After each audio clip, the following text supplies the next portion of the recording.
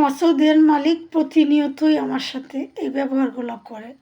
কেন করে, কিসের জন্য করে, কি করে, এই বিষয়ে আজকে আপনাদের সাথে কথা বলবো।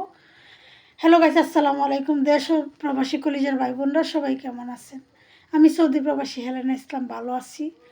এর সাথে কথা বলার আগে কিছু একটা কথা বলি। আমার কিন্তু পেড অ্যাকাউন্ট করার জন্য আমার আইডির নাম চেঞ্জ করছি। তো আশা করি সবাই বুঝে নেবেন, কেউ ভুল বুঝবেন না, কেউ ভুলে যাবেন না। তো যে কথা বলতে চাইছিলাম, সবাই তো জানেন আমি সৌদি প্রবাসী। দীর্ঘ অনেকটা বছর ধরে কিন্তু আমি আসি, একই বাসায় আসি, এখনও কোনো পাল্টাই নেই বাসা। আমার ম্যাডাম কিন্তু মানে আমার দেখা মতো আমি অনেক মেয়েদের সাথে কথা বলছি, অনেক কাজের মেয়েদের সাথে কথা বলছি, দেখছি, দেখা হয়েছে। তার ভাই বোন, মানে যা, শ্বশুর, বাসুর, শাশুড়ি, সবার অনেক কাজের মেয়েদের সাথে কথা হয়েছে।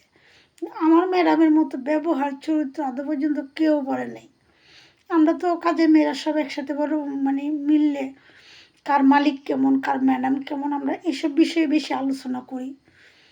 তো আমি আদৌ পর্যন্ত কোনো মেয়ে বলে নাই আমার মালিকের মতো, আমার ম্যাডামের মতো এরকম ব্যবহার খারাপ। তো তবু কিন্তু আসি। কেন আসি জানেন? কারণ পৃথিবীতে টাকা ছাড়া কিচ্ছু নাই। আর সবচেয়ে বড় কথা, আমি ভয় পাই সবসময় একটা জিনিসই, যে হয়তো বা এর চেয়েও খারাপ ম্যাডাম পড়তে পারে আজকে যদি আমি পাল্টাইতে যাই। আমি এগুলোই বেশি ভয় পাই। আমি এটা পছন্দ করি না যে আজকে এখানে, কালকে ওইখানে, পরশু ওইখানে।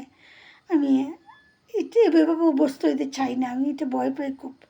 ভাবি যেহেতু দূরে টাকার জন্য আসছি, বাসা পাল্টাইতে যাবো, পরে আবার খারাপ মালিক পরে কি না, আরও কিছু মাস বসে থাকতে হবে, আমার ফ্যামিলি কীভাবে চলবে, আমি ফ্যামিলিকে কীভাবে চালাবো যদি ইনকাম না করতে পারি। মানে এগুলো ভাইবে কিন্তু এরকম একটা ম্যাডামের ঘরে এত বছর ধরে কাজ করতেছি, এটাই বাস্তব। আর হ্যাঁ, আমরা কিন্তু সবাই এক দেশের না, সব মেয়েরা বাঙালি না। কেউ ইথিওপিয়া বলতে একটা রাষ্ট্র আছে পাশের, সৌদি আরবের পাশেই, ওরা কিন্তু উমরা ভিসায় ঢুকে। ওরা উমরা ভিসায় ঢুকে, আর না হয় কাছের পাশের দেশ তো অনেক অভাবী। ইথিওপিয়া দেশটা অনেক অভাবী সত্যি কথা বলতে। ওরা নৌকা দিয়ে ওই সৌদি আরবে ঢুকে। তো বাঙালির সাথে, বাঙালি কাজের মেয়ে খুব কমই আসছে, শুধু আমি আসছি আর এক দুইটার সাথে মাঝে মধ্যে মার্কেটে গেলে দেখা হয়। তো কোনো কাজের মেয়ে কিন্তু এরকম বলে নাই যে আমি যে কষ্টে আছি, আমার ম্যাডাম যে ব্যবহার করে, মালিক যে ব্যবহার করে, কোনো মেয়েই বলে নাই। তো তারপর আলহামদুলিল্লাহ এইভাবেই কিন্তু শুধু ফ্যামিলির জন্য কাজ করে যাইতেছি। আজকে দেখেন সকালবেলা উঠে একটু নাস্তা করছি। সকালবেলা তো কখন নাস্তা করি না, আগে 2-3 ঘন্টা কাজ করি, করে তারপরে নাস্তা করি যদি সুযোগ পাই। আর না পাইলে তো রানিংয়েই থাকতে হয়, এটাই বাস্তব।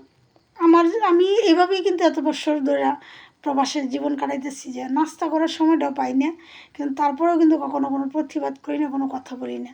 এতটা বছর ধরে আমার আসলে অভ্যস্ত হয়ে গেছি। ঠিক আছে, আমি নিজেরে মানায় নিছি যে প্রবাস জীবনটাই হয়তো এরকম। আর টাকা সব দিকে তো পাওয়া যাবে না, টাকা পাইলে সুখ পাওয়া যায় না, সুখ পাইলে টাকা পাওয়া যাবে না। নিজের সবসময় এই জিনিসটি, এই কথাগুলো দিয়ে বোঝাই। তো অনেক কষ্ট করছি, এত কাজ করতেছি সারাদিন ধরে। তো আমি সারা ঘরই করছি।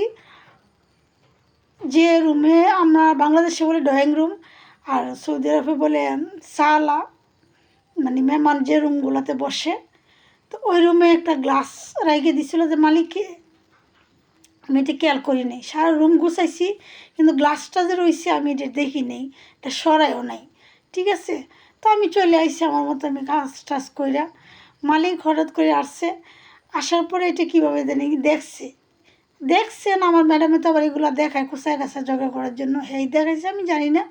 তো আমাকে ডাইকে নিছে, ভালো কথা, ডাইকে নিছে। আমি গেছি, যাওয়ার পরে আমার সাথে যে একটা ব্যবহার করছে, বিশ্বাস করবেন আমার খুব কষ্ট লাগছে, কান্না করছি।